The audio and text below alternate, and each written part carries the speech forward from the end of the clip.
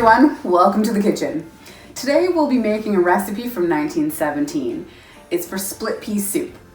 It's from the Daughters of the Empire Cookbook, which is from our museum's collection, and it's credited to a Miss K. Orr.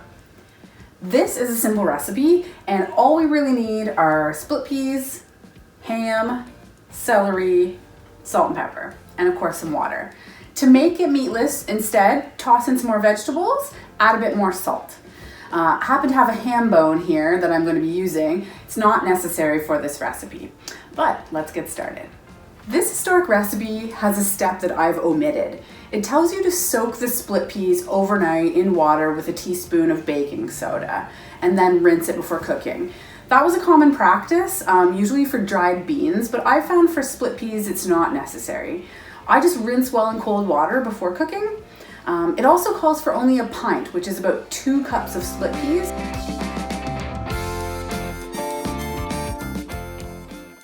Let's look at the ingredients a little more closely.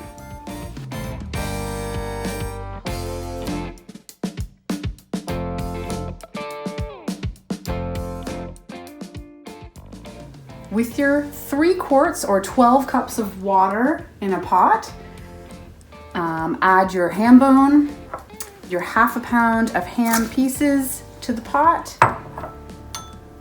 After rinsing your split peas, combine those 2 cups or more of split peas to the pot.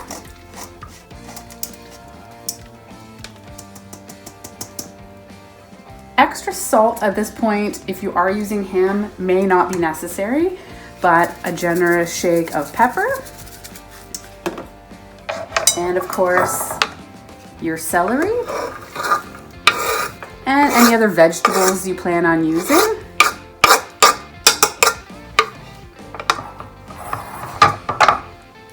And that's it. Turn it on to a boil, lower it to simmer, and it might take a little while to simmer. I would say probably a couple of hours.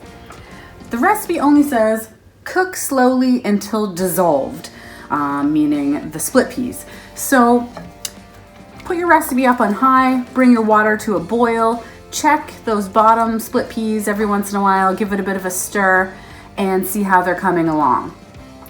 Once they're dissolved, and you want to definitely lower the temperature after it comes to a boil and bring it down so it simmers a nice long time until it's ready for supper. And after a few hours on the stove, here's the finished split pea soup. Give this easy historic recipe a go, and if you do, let me know how it turns out for you. Check out our virtual resources at woodstockmuseum.ca. Thanks for cooking with me today, and hope to see you soon.